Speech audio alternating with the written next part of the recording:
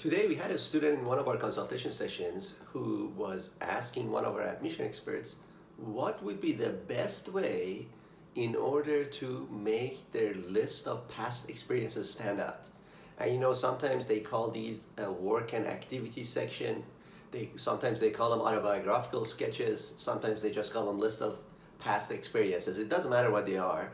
But this student, it's a pre-medical student, wanted us how they could narrow down their list. They had a list of somewhere around 50 or 60 activities that they wanted to include, and they wanted to know what would be the best way to narrow them down in order to be able to make their application stand out. It was a really good question, and I'm going to tell you exactly how to do that.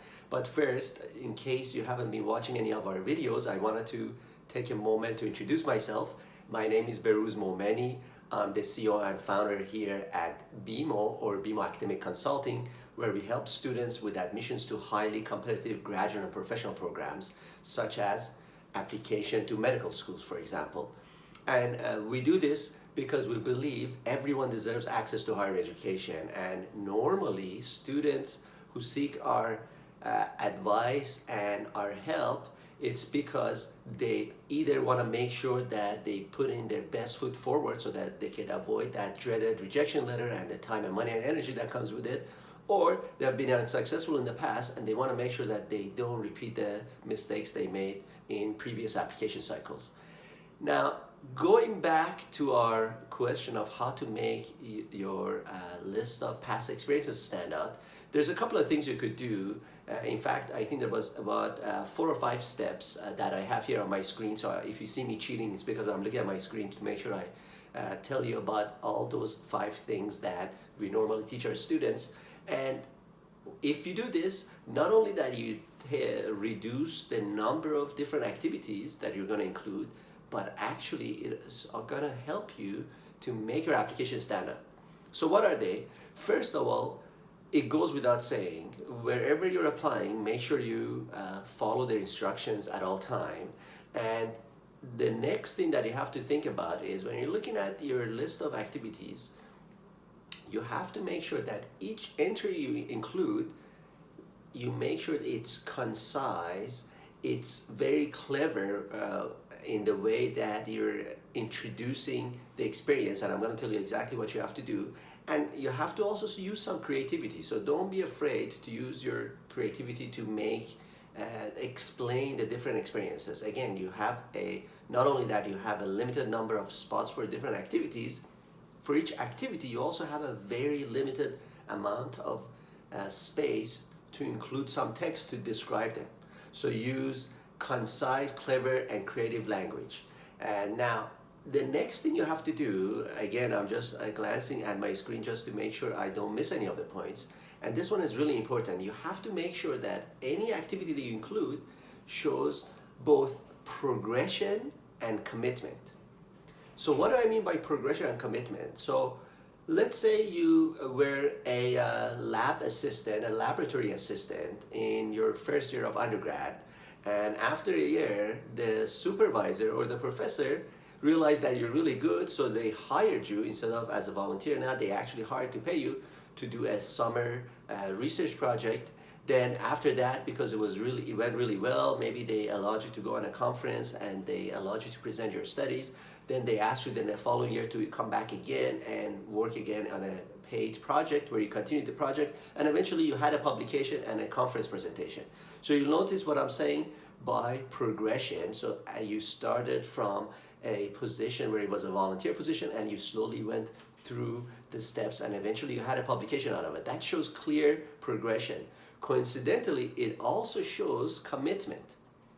What do I mean by commitment? So what admission officers normally like to see is whether or not you're choosing really meaningful experiences or were you just hopping from one experience to another just to fill out your application. And someone who is not genuine, of course, will do this, but someone who is genuine about the experiences that they're sharing, you will see that they have committed to that experience instead of just a few weeks or months, sometimes years of commitment. So the next thing you got to look at is when you're narrowing down your list is make sure that you only include activities where you have committed a significant amount of time, unless it was something that was really significant and it was not possible to dedicate a number of years to it. For example, if you're shadowing a doctor, normally it's not going to last years. It's usually weeks or months. So again, of course, I'm generalizing user discretion, but I want to give you some guidelines. The fourth sort of a piece of advice that we always give our students is that we ask them to demonstrate the essential qualities admission officers are looking for. So when you go into any medical school's mission statement or their admissions criteria, or even better, if you go to the governing body's website, for example, on AAMC, you will be able to see the core competencies that medical schools are all looking for. So it's important for you to show those qualities through your experiences.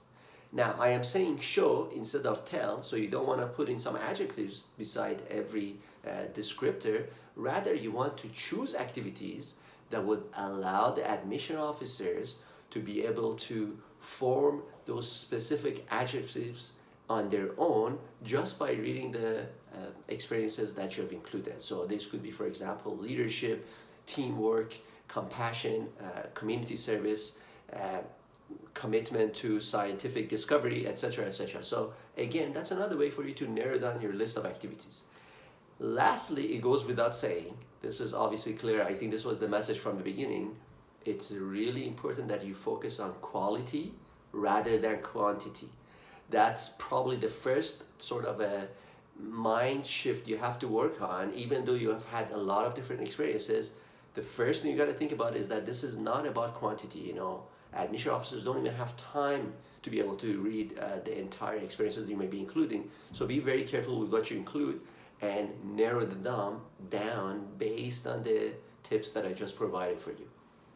Now, I wanted to also mention something, because since I've been posting these videos, we've gotten a lot of messages either on Facebook or through our website contact form from students saying whether or not we help students with the application process, because a lot of students know we are famous for CASPER preparation, interview preparation, and MMI preparation, but some students were not aware, so we got some messages asking us whether we help students, and we definitely do. We have multiple different programs for application review programs. I'm going to include a link either below this video or somewhere around this video. You're going to see a link where you could go on the page and read about the different programs we have, and if you're interested, you could press the enroll now button and enroll right now so that you could secure your spot before we reach full capacity. The other alternative is you could go into our contact form and send us a message and request a free initial consultation. This way, one of our admission experts will get in touch with you in order to schedule a session, and then later on they will go through the different programs we have, answer any questions you may have in order to be able to plan a personalized course of action and get you moving as soon as possible. Now, if you liked this video as much as I enjoyed making it for you, go ahead and share it with someone who may enjoy it. If you have any questions, of course, put your questions in the comment section, and one of us will get back to you as soon as possible. Thanks again for watching, and hopefully I'll talk to you soon.